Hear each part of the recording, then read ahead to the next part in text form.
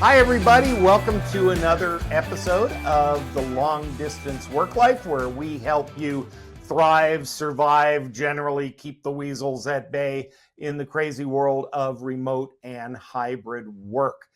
I am Wayne Turmel, your humble servant. My normal co-host, Marissa, is not here this week, which means it's an interview episode, which is always so much fun.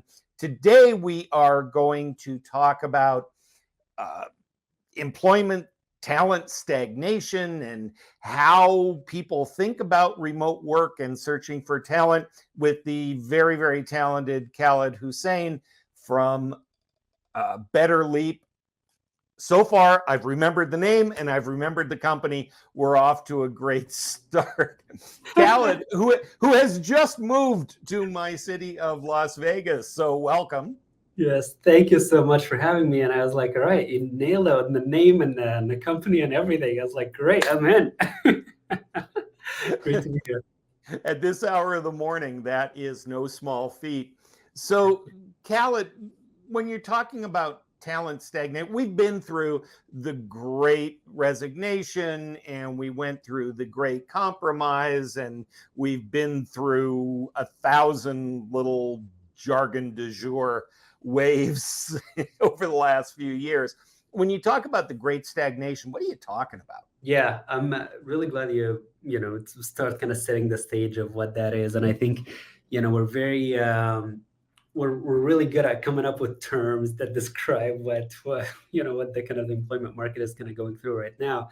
We are entering a very interesting stage where, the talent stagnation it's really, the way I define it is it's a mismatch between the skilled workers and the employer's expectations and employer's growth demand. And so on one hand, you find that, employers that we had the phase of, it was really a talent market and you get to choose who you want to work with, and employers are willing to overpay for the talent and really consider the need for remote and work-life balance and all that. And I think we kind of move to, the other end of the spectrum right now in different sectors. By the way, this is a very nuanced, employment work is a very nuanced industry.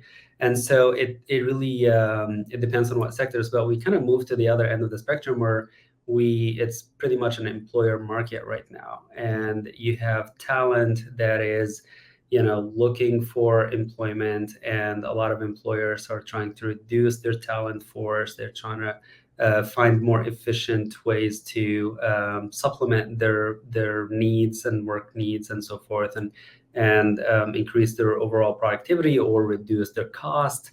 And the talent is kind of starting to look for, hey, this was a really good phase where we found, companies that were accommodating and so forth. And I think now it's a bit more challenging for the talent to find that. I think it is, and I think that some of this, especially around remote and hybrid work, is that working remotely or the flexibility to work hybrid has been about the only perk available.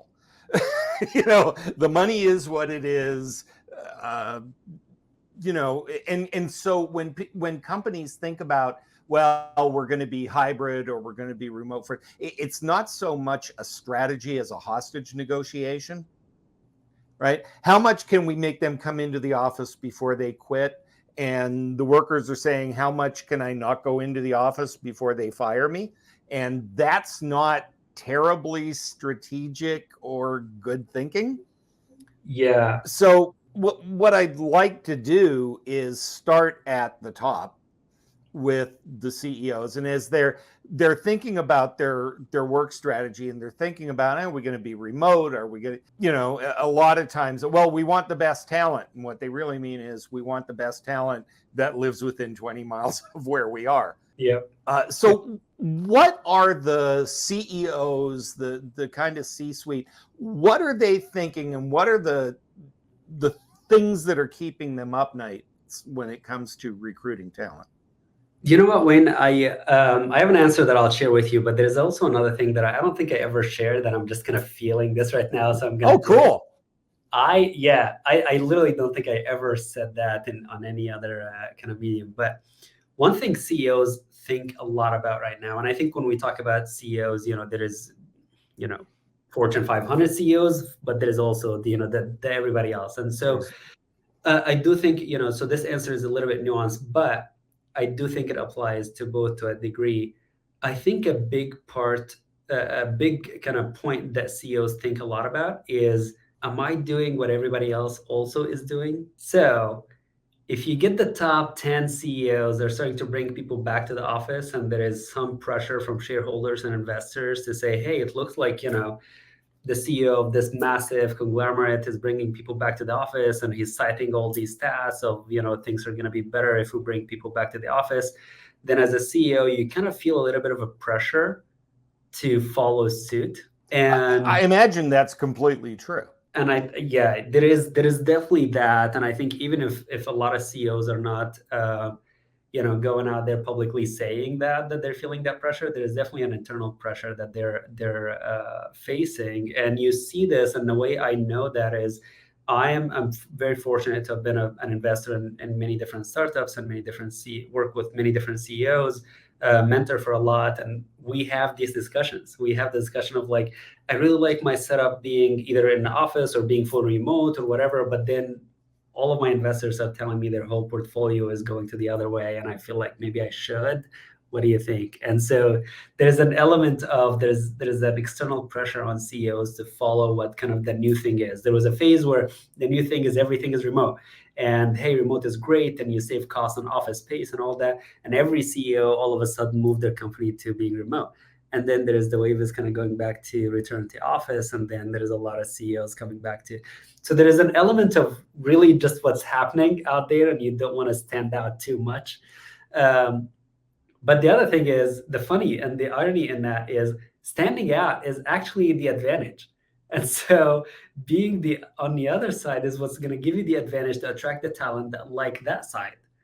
And so this is kind of, like sticking, and it's an identity, company culture, identity, and all of that is, hey, if we are remote, we're sticking to remote. If everybody going back to the office, that's even better for us, because we're going to get the talent that's interested in being remote easier. And it's, more accessible for us.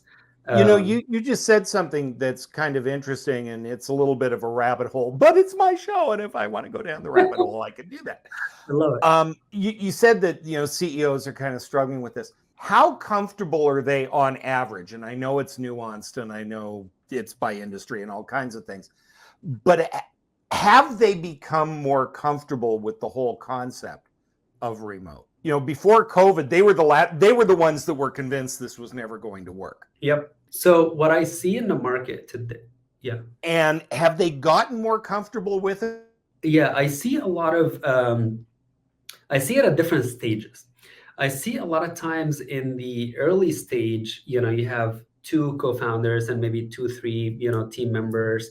They are actually comfortable either way. They're comfortable being everybody is in the same room, and they tend to be, friends that got together and they have, a new concept or a new startup and they want to start it.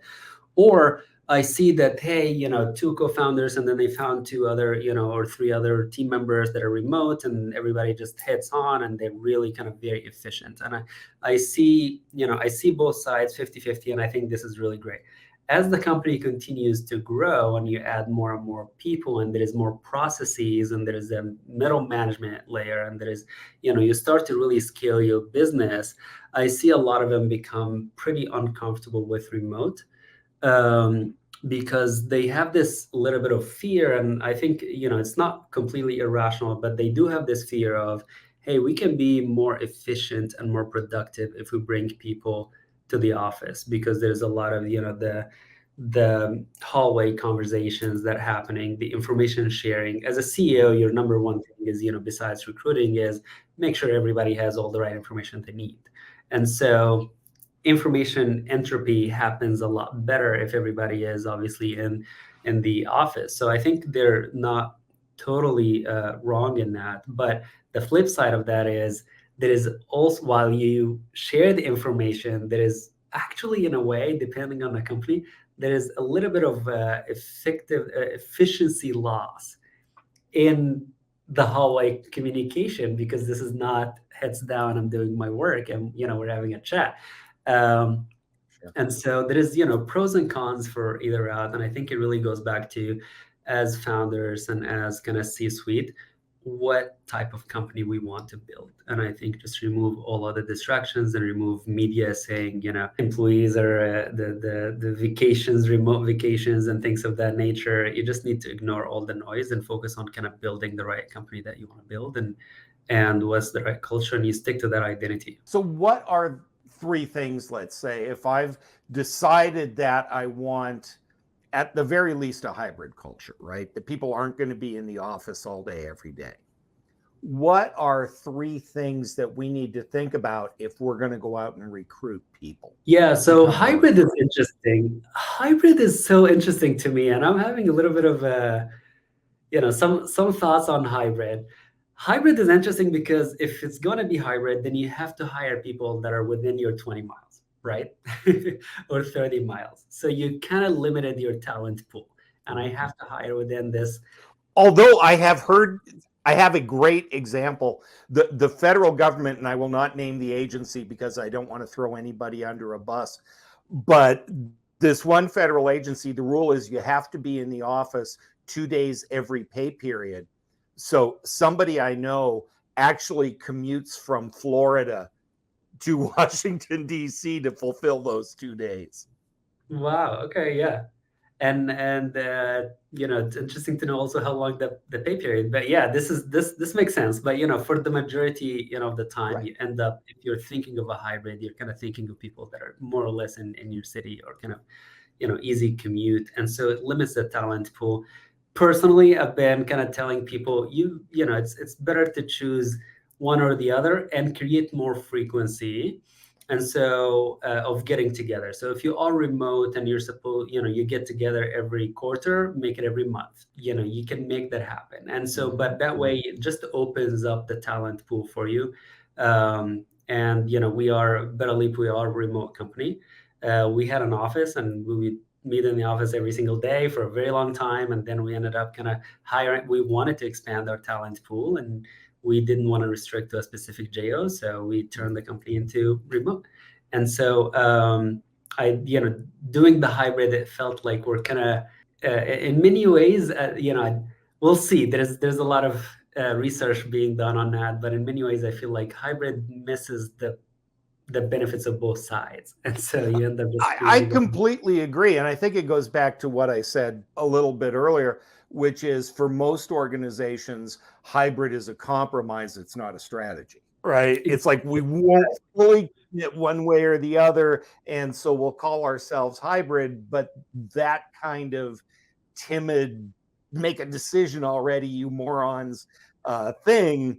Exactly. I'm trying to beat around the bush here, but you're exactly right. I think you kind of get the worst of both sides here. It's just like choose one and just gonna stick to it. And there is tooling and systems and processes for each one. Like we know how to work in office, and there is playbooks for that. We've also learned how to work remote in the last few years, and there is playbooks for that and tooling and everything done there.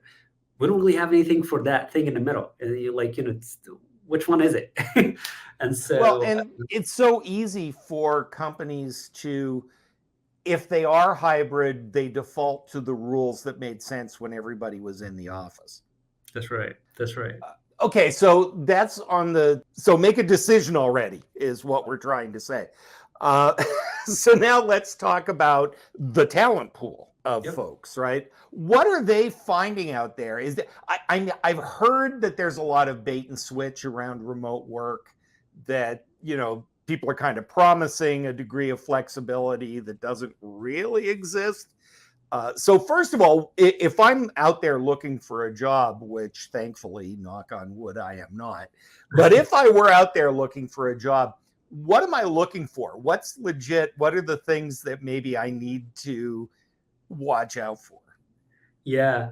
Kind of following the thread from before, choosing a hybrid company, has its own challenges also, because, the different pros and cons for either side are very well defined, but that middle layer is, and honestly, there are we do, even, for Betterleap, when we're hiring, we do talk to a lot of talent that, hey, I like to be around people, I like to meet people, so that frequency of getting together is really important. I think we're social beings, and again, there's nothing wrong in that, and it's not crazy or anything. But there's also the, hey, I like to be heads down, I like to find talent anywhere, I like to be able to travel, I like to take care of my family, I like to do this and this and this and that, and I get my work done. And I think that could be done anywhere. And we're fortunate, within tech and all that kind of stuff, and that could be done anywhere. So I do think talent now are definitely starting to run into CEOs and companies making decisions for either hybrid or coming back to office. So now they have to choose not just the company that they're passionate about their mission and their product, but they have to choose a company that's within a location that they're willing to be at. And so it makes it even harder for them to really find, the right job and the right opportunity. But also on top of that is you have to think, if I'm going to be remote, then the pool of companies now that is willing to be remote, that will continue, that you kind of, when you're talking to that C-suite of that company and you see that they will continue to be remote, because you don't want to work at a company that 6 months later they're going to change their policy. And so you have to kind of test that as a candidate, and you have to find a company but the pool of those companies have shrunk a lot right now. There is definitely a lot less companies that are willing to be fully remote, and there's a lot more towards coming back to office or some sort of a hybrid. Is the coming back to the office thing, is that just, the pendulum is going to keep swinging? We're going to all go back to the office, and then people are going to get fed up and start working from home again and working remotely. And then somebody in 3 years is going to get a bug in their hat and they're going to bring everybody back to the office. I get the sense that it's just this pendulum that keeps swinging more so than conscious decisions being made. See, I actually feel this one, I kind of have a slightly different opinion there. I do think we were forced to do remote. I think we had, the external event that kind of forced everybody to be remote. So I don't think it was, somebody that came up with this idea and then we swung. So I actually think it was the initial kind of change was an external factor, and we had to adapt. Human beings are great at that. And now we realize, well, okay, we ran into all kinds of things here that we kind of maybe let's go back to what we're used to. But I don't think there's a swing here. I actually think we're just kind of going back to what we're used to. This was just a forced thing. And what I think will happen is not that we kind of go back to being remote. What I think will happen is different stages. I think we're going to see early stage companies are more open to being remote. And that will continue to be the case. So I don't think there is a swing here. I think it will continue to be the case because the different stages of companies where remote really worked so well, I think those will recognize that and will continue to do that. And you'll find investors even pushing for this. And you find CEOs and founders and playbooks are being disseminated about, like, how do you do that? And I think, larger stages, I think, we're seeing right now with, the Apples of the world and Amazons and whatnot, they're kind of bringing, people back to the office. And I think that will likely kind of continue to be that. And then, so I think it's going to depend on which stage you're going to be part of.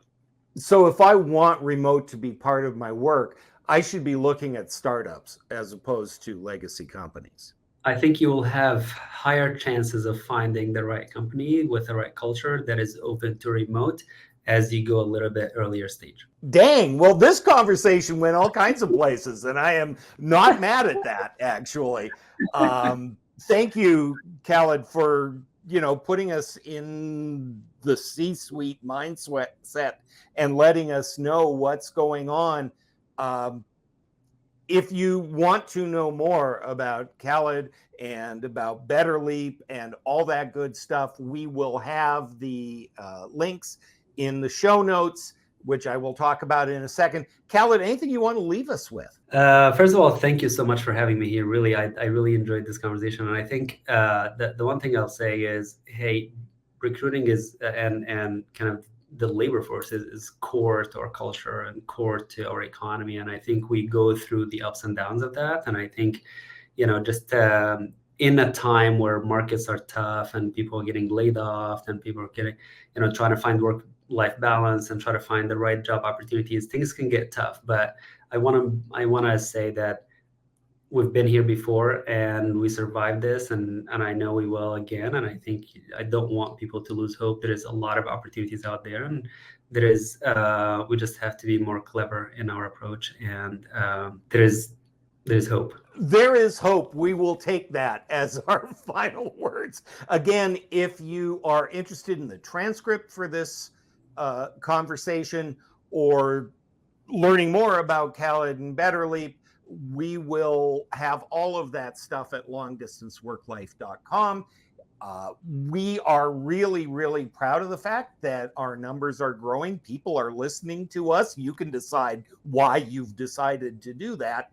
But like and subscribe and tell others about the show. We're very excited. We also love to hear from you. We get a lot of show ideas from our listeners, pet peeves, things you want to vent about, things that you want to know that we should look and find good guests like Khaled. Drop a line to either Marissa or I. You can find us on LinkedIn. You can just email us, either Wayne or Marissa, at kevineikenberry.com. And if you are interested in learning the skills necessary to be a leader in the hybrid, remote, ever-changing world of work, check out our long distance leadership series. We do those several times a year. Or if you're interested in bringing that in-house to your company, do that. Darn it, I am done. That's another week of our lives. Khaled, thank you so much for being with us. And for those of you listening, have a great week. Don't let the weasels get you down.